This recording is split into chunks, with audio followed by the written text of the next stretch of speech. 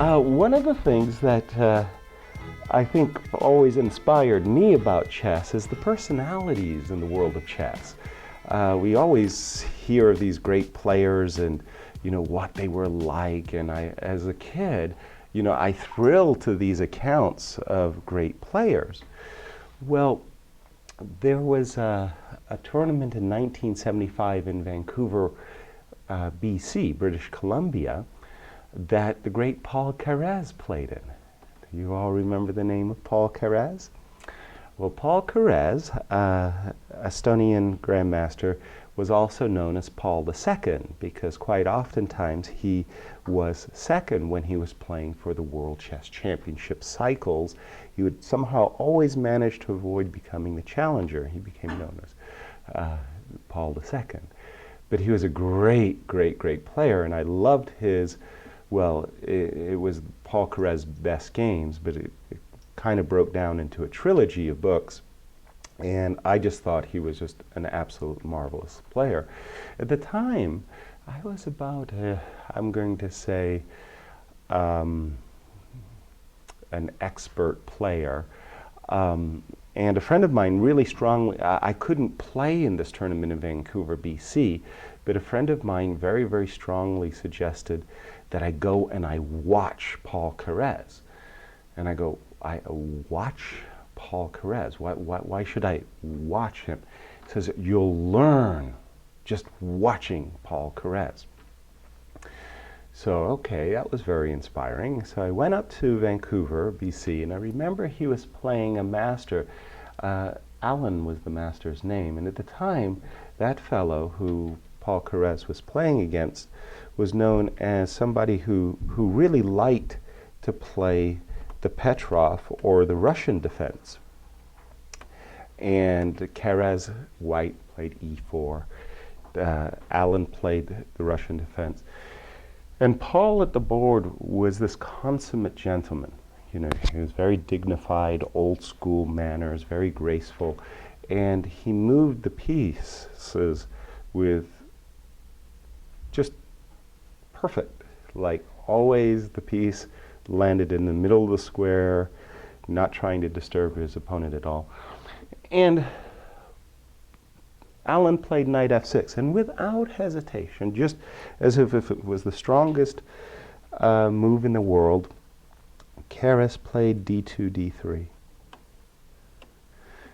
This was like a great disappointment to us all because we wanted to know how to refute the Petrov defense, and Keres wasn't interested at all in refuting the Petrov. He just played d3, knight c6, bishop e2, d5, knight d2, and won in about 20 moves. It was just it was a thrill watching Paul Keres. And it was sort of like the first time I had really gotten a chance to see chess genius. Even though I didn't understand it, of course, I just enjoyed watching the guy. Later, much later, of course, I started playing against all of these great players from the Karpovs and the Kasparovs and Nans and so on. And I understood that there were levels of chess genius, levels of chess understanding that was really, really remarkable.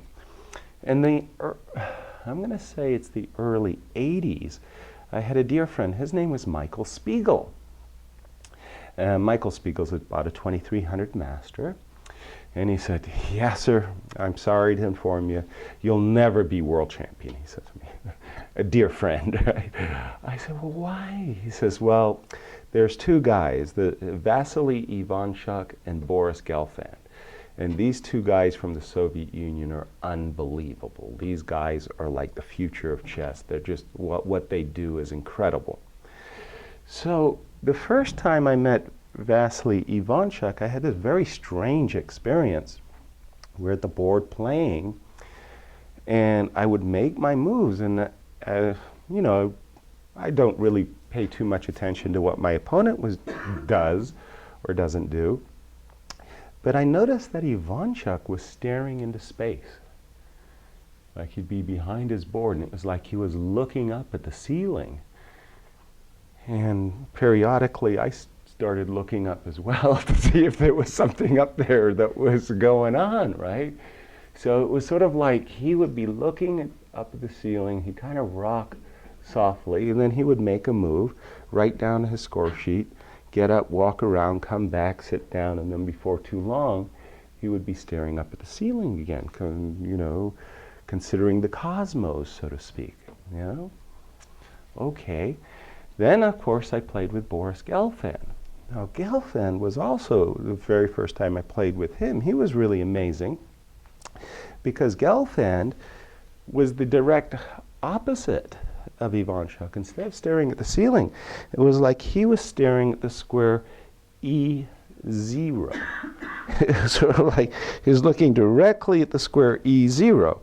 And he would take a piece and he'd flick it with his fingers round and round.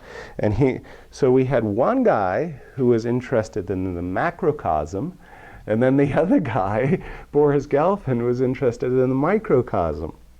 These two great geniuses. Another genius that came along, Alexander Morozevich. Do you all know the name Alexander Morozevich? Well, in my mind, he's easily the most original player on the circuit. I mean, when I see Morozevich's games, I just have a very, very hard time understanding what he's doing half the time. And yet he's easily in the world's top 10, and when he's at the when his game is at the best, he's just unbelievable. I mean, he can absolutely destroy the very, very best players in the world. What's really remarkable is not only is he successful in his checkmating attacks, but it's almost as if his opponents are prepared for them. They know that Morozevich is coming after their king, and Morozevich does it anyway, and successfully. So this following game is all the more remarkable for me because it's a game I completely don't understand. And it has nothing to do with Morozevich's normal style of approach, which is to kill your king. Sasha is white, Peter Svidler is black. They're playing in a tournament in Thessaloniki in the World Grand Prix events. Knight f3, oops, sorry, wrong move. And knight c6, new variation, new main line. Okay. And now here, I mean, of course, you know, there's thousands of moves. The Scotch has become increasingly popular. At one time, bishop c4 started to become quite popular. There's still bishop b5, Berlin, Marshall's, Ruy Lopez's. I mean, and Peter Svidler, by the way, is defending the black side of the Ruy Lopez quite successfully. In the recent candidates tournament, he managed a victory against, a celebrated victory against Magnus Carlsen as black in the last round. Morozevich, you never really know what he's going to do. He produced knight c3. Okay. After knight f6, you have the four knights defense, and this has a notorious drawing reputation. Probably you will be able to find games from the 15th, 16th, 17th, 18th century with this opening position, but modern day players consider this position really so balanced that very few top Grandmaster games today go into this line of play. So bishop b5, and of course bishop b4 is like historical and one of the oldest moves. But in modern day games, it's considered that white's approach is so modest that black can be aggressive and play the move knight d4. In fact, I've played knight d4 as black on several occasions myself. So bishop a4, all very standard. And now here, black faces a choice. He could play knight captures f3 check, queen takes f3, and after, for example, some move like bishop c5, you just have to like white because, well, thank you very much. White has a better development with this queen on f3. So black players aren't playing knight c6 to d4 in order to capture, but instead their approach is to play bishop c5 and offer the pawn on e5. Okay, so the problem from white's point of view, I beg your pardon, is if white doesn't accept the offer of the pawn on e5, if white plays something like castles, d3, d6, black is prepared to play the move bishop g4 very quickly, and suddenly it's white who's in an unpleasant pin with his queen on d1 and his knight on f3. So white accepts and plays knight takes e5, and these are all very standard moves. Castles, knight d3, attacking the bishop on c5, bishop d6, e5, knight e8. Now so far, it's a funny situation. Not quite Fischer random with the thesis on the back rank there, but the modern approach to this position from white is that actually black has good compensation for the pawn. Specifically, the knight on d4 is a real annoying piece. The bishop on a4, well, it's not really that great. The bishop is pretty good on b6. Black has ideas of playing f7, f6, a real pawn sacrifice, or simply just playing d6. And any kinds of captures help black enormously.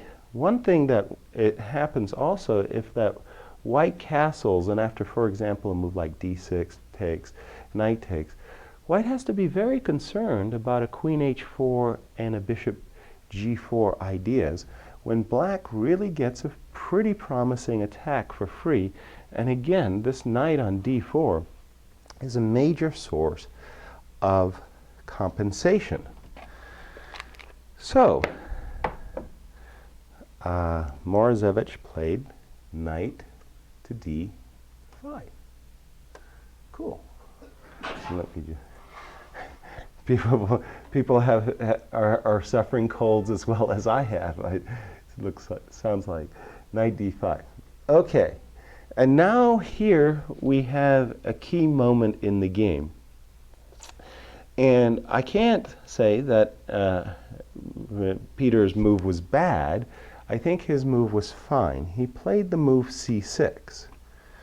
Okay, so he just attacks the knight on d5, and he tries to encourage a capture so that after, for example, captures, and after, for example, c3, so that the queen can defend the bishop on a4. After a move like b5, we get a kind of a bizarre position where bishop c2, I like black's compensation here just very fine. I think black is doing very well once he is able to play a move like bishop f5. White's in trouble. Okay, so nothing wrong with the move c6, but also I think it was a crucial a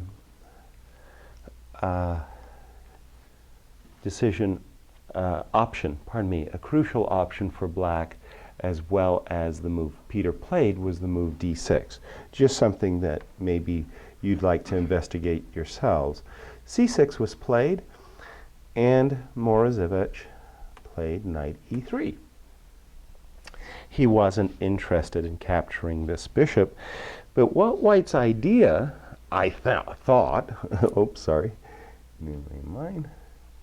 What White's idea, I thought, is simply, and as I was mentioning, this knight on d4 is just a very important piece for black's compensation. And what white simply wants to do is play c3 and just kick it back. This bishop on e3 is, the bishop on b6 is blocked by this knight on e3 from being too effective.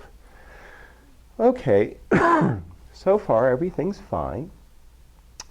And again, d5. I think that this choice by Peter is just fine.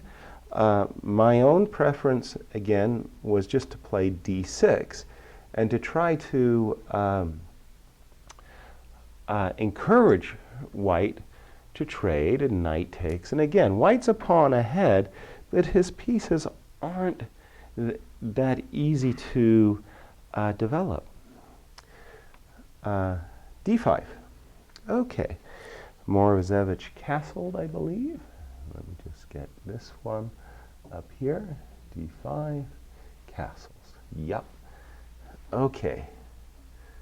Castles. And now we understand Peter's idea. f6. And it really starts to make a great deal of sense from black's point of view, because, okay, so these guys are even. So what black is basically saying is, please take my pawn on f6 so that I could play knight takes f6. In that case, white has an extra f2 pawn, but black isn't unhappy at all.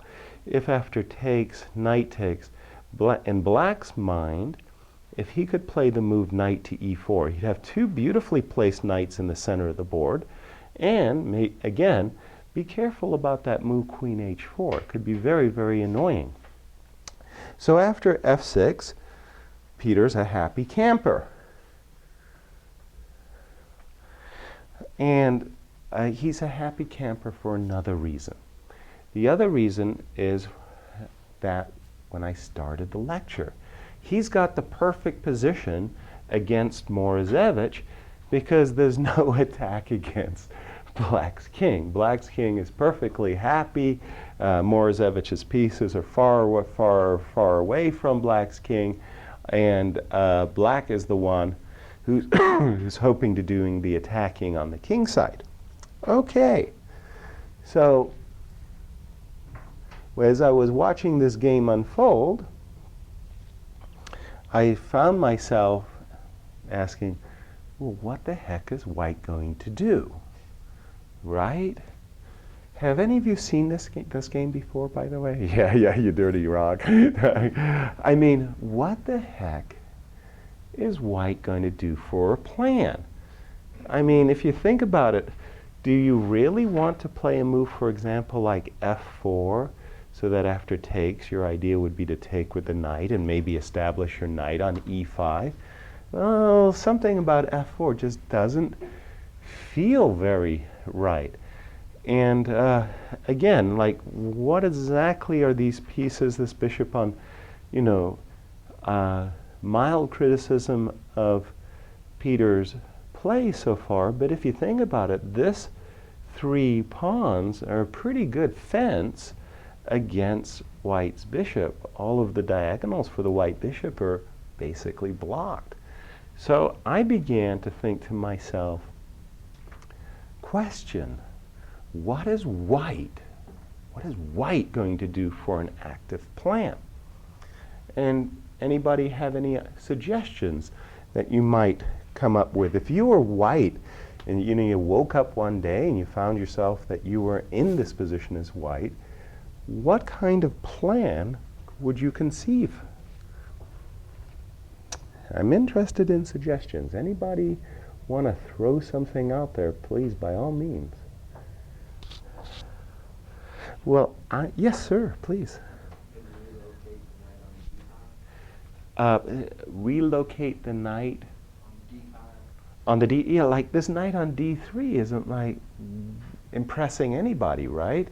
So you're suggesting that maybe there should be some white should consider some idea, perhaps based on a line like pawn takes, knight takes, say something like knight e1, with the idea of c3 and d4. Something like that, right? And I agree, that makes perfect sense to me. I like that as a suggestion, thank you very much. And it was probably something I may have played myself if I had gotten this exact position. Therefore, the following idea by Morozevich really kind of like stunned me. He played the move c3, and after knight f5, he played the move b4. I mean, to say that this idea, that this concept is hidden is an understatement. I mean, from my point of view, it was just sort of like, you know, the windows were closed, the curtains were closed. I mean, it just never occurred to me to come up with such an idea. And yet, if you think about it for better than a half a click, suddenly it starts to make sense. This bishop on a4 is, well, crap. I mean, it's not functioning. It's not at full power, so to speak. However, if we flash forward ahead and we imagine a move like b5, and we made black capture that pawn on b5, well, then we could play ideas like bishop b3, and suddenly this pawn on d5 is a potential weakness. So the idea of b4 is to play b5 and to try to break up this very powerful team of pawns here on b7, c6, and d5. So at this moment,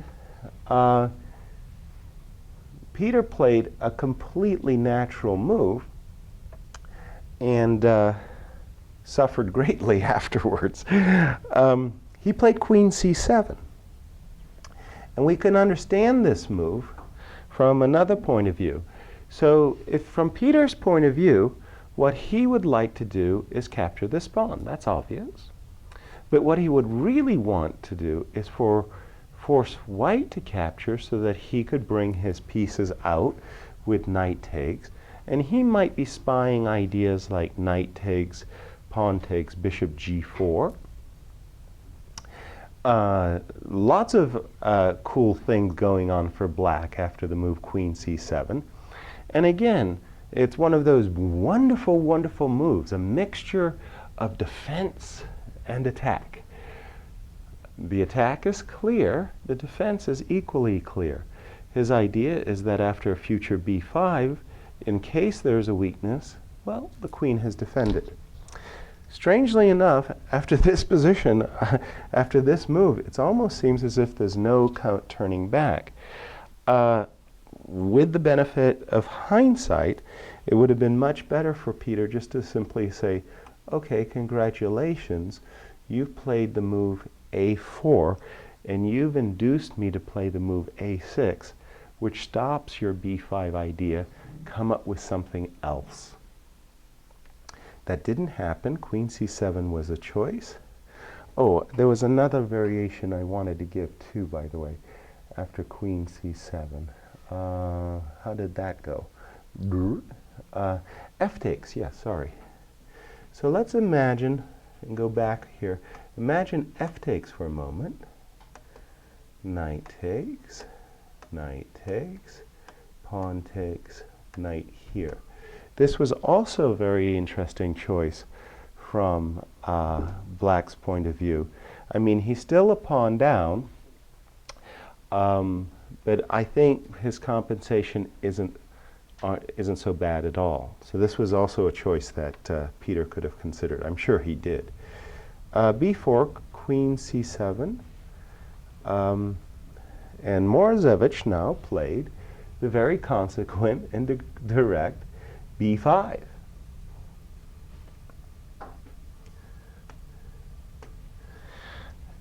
He basically said, win your pawn back. I don't care about material. Why should I care about material? I'm Morozevich. I want to get my pieces out as fast as possible. And we start to see some ideas suddenly here for white. After he's played b5, well, f takes was played, so why don't we just do that? F takes e5, and after f takes e5, we start to see this idea. Bishop a3.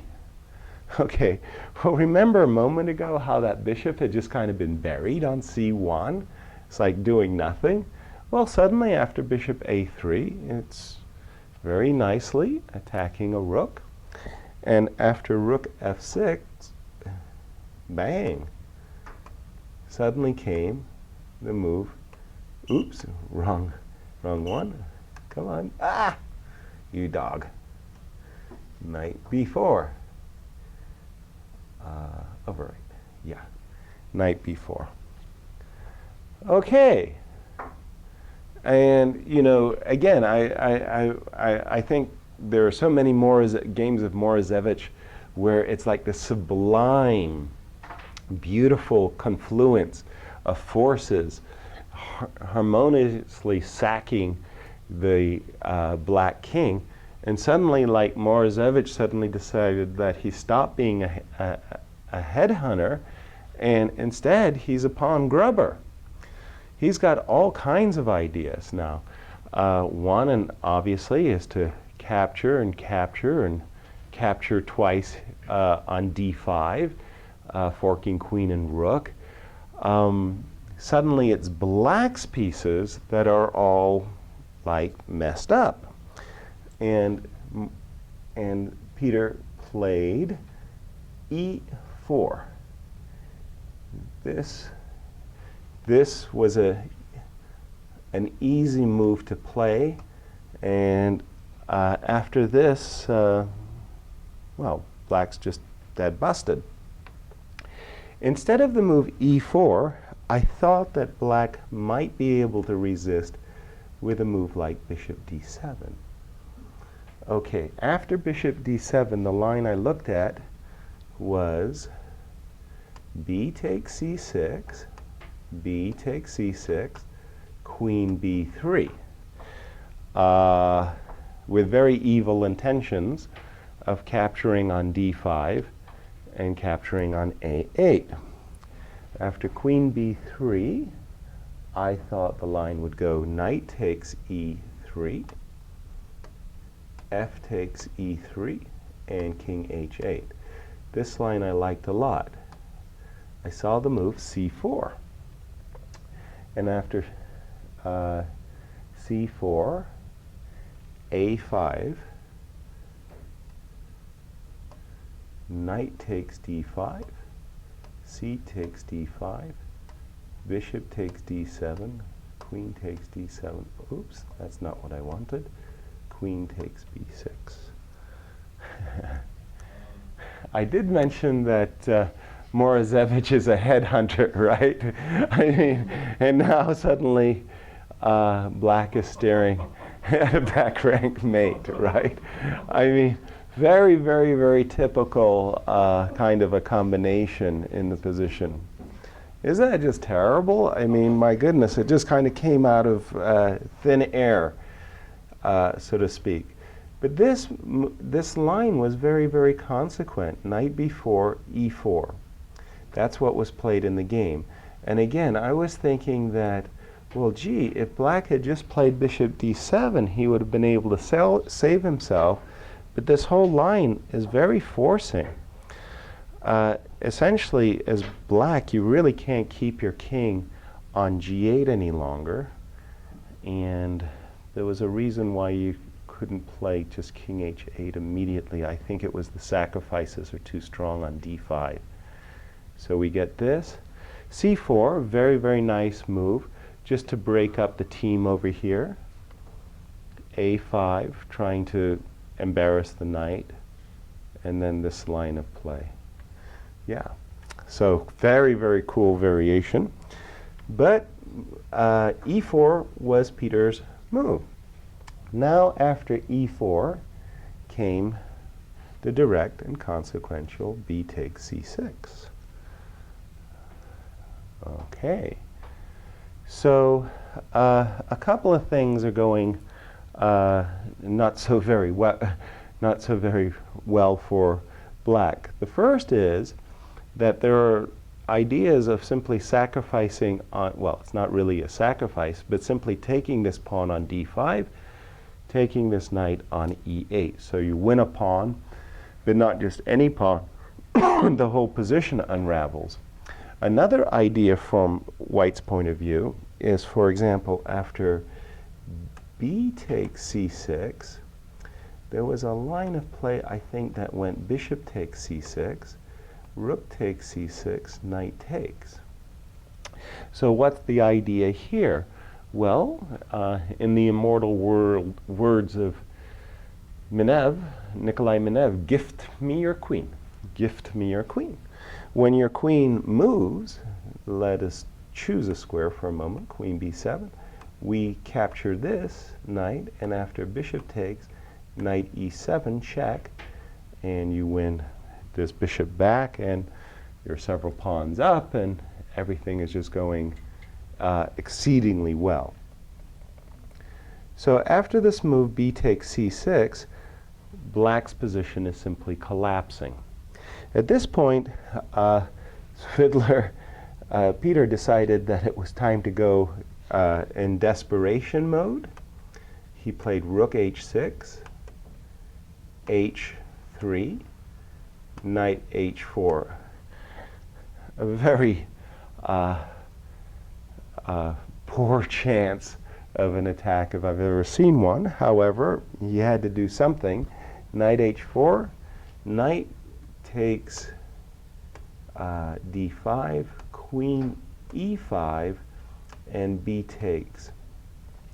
So in this position, essentially what white wants is that after bishop takes b7, sorry, I meant to put that on the board.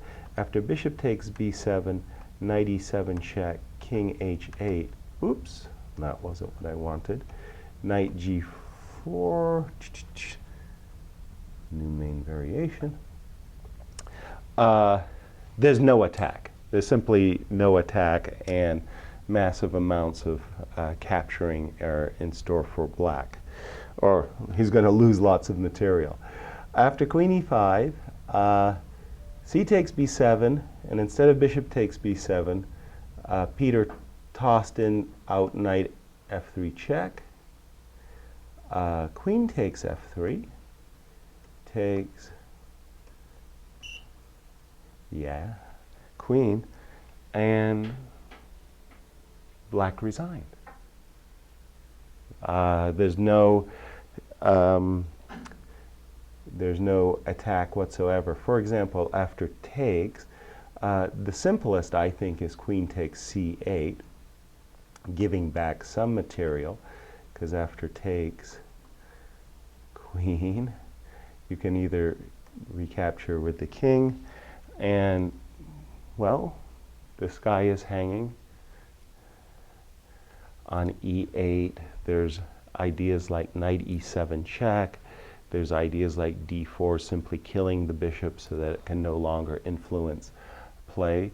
The queen on c8 not only attacks, but it also defends the pawn on h3 very nicely.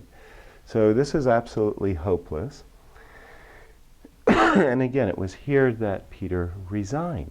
Well, it was all very nice, and we're just going to go back for a moment, because it started from a position where, remember when I turned it over to yourselves and I said, what's a good idea for white at move 12?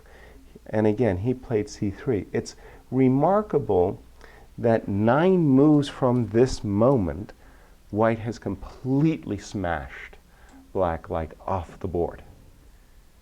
And it just made this incredible, powerful impression on me that here Peter Svidler is in the world's top 10, one of the really, really strong grandmasters of our time, 6-time I was going to say USSR, let's say Russian champion, and he just gets smashed on the board from a position that I'm not even sure what white should play. And that for me was just sheer genius. So congratulations to Morozevich. Applause. It was just a great game, right? Great, great, great stuff.